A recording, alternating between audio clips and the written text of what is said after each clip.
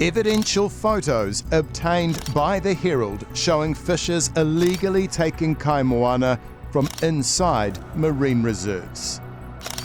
There's certainly people who I've interacted fishing with inside marine reserves who obviously have done it by accident. They weren't aware of what the rules is. But that's not an excuse. It's your responsibility as a fisher to be aware of what the rules are.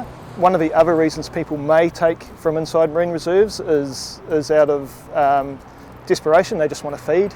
And they're lazy, and it's an easy place to go. And then you've also got people who are just repeat offenders. They don't care about the rules. These figures reveal the extent of the problem. There were 230 offences recorded by DOC in the 2 years from May 2022 until May this year. Those figures seem pretty high to me. Yeah, it's certainly a significant problem.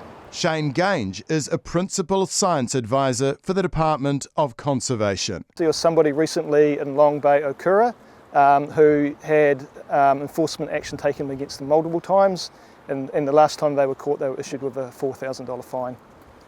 Is that enough, a $4,000 fine for repeatedly fishing or gathering kai from a marine reserve? I think it's for the courts to decide. That repeat offender at Long Bay's Marine Reserve was described by DOC at the time as one of the worst poachers the agency had ever seen. He blatantly ignored the no-take rules. The last time he was busted, he was caught with 21 snapper, 3 times the daily limit. There's a huge element of greed. You see people that have been caught doing it several times. They don't care. That's just someone that just doesn't care. And what do you think about that? It's selfishness. There's no excuse for that. That's flat out poaching. Long Bay is one of 44 marine reserves in New Zealand, and where we met Chris Scott from the recreational fishing advocacy group Legacy. Official information shows there were 96 occasions in the past 2 years where members of the public called DOC to report illegal fishing in this protected area. Offence data shows Long Bay is one of the country's poaching hotspots. Crazy high, yeah. It's absolutely unreal. A lot of these people have the excuse that they didn't know, but that just means you've got to do a better job of preparing where you're going fishing. Look at the areas, see if it's a marine reserve, see if it's a no fishing zone. There's ample information online, right? We've got the world of information at our fingertips. Would you like to see harsher penalties for such breaches? Definitely, yeah. Take away their gear. If it's a boat, take away his boat. You shouldn't be fishing in areas that you aren't allowed to be fishing in. So stop going to places where we're trying to protect that area. It makes no sense. It's pure greed. When considering the national picture, Te Matuku Marine Reserve off Waiheke Island tops the list of where most offences are detected, followed by Tapua Reserve off Taranaki, Cathedral Cove Reserve in Coromandel, Wellington's Taputaranga Reserve, and Tiangiangi off Hawke's Bay come next. And then it's Kapiti and Long Bay Okura. The Akaroa Marine Reserve, Tonga Island and the Abel Tasman National Park and Hororangi Reserve off Cable Bay are hotspots for offending in the South Island. Is DOC taking a hard enough line against some of the people who are breaking the law? I think what you've seen recently is that DOC has taken a harder line to this now than they have historically. But DOC only has so many staff.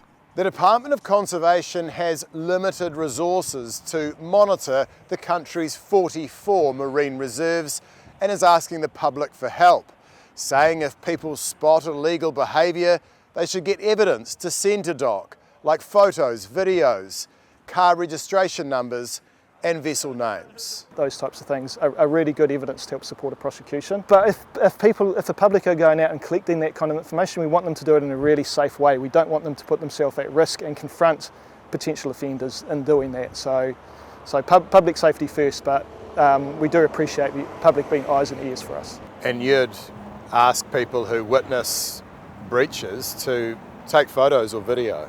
Yeah, totally. It's not just recreational anglers breaking the rules. Since 2018, 10 commercial vessels have been caught fishing in reserves. Is there ever a time where it could be justified where a commercial operator is fishing in a marine reserve? No. Simple answer is no. those guys, they make their livelihood fishing.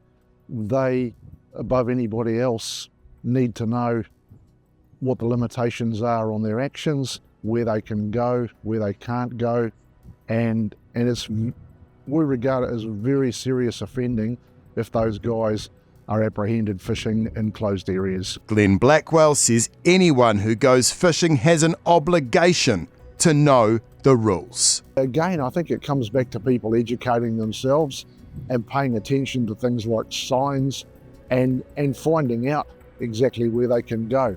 I think anyone fishing in a marine reserve is a problem, and I think we've shown, and DOC have shown in the past, that we take that seriously and we act upon it when we are informed about that type of behaviour. Thanks for checking out our YouTube channel. To stay up to date with all the latest New Zealand Herald news, click the subscribe button below or check out one of these videos.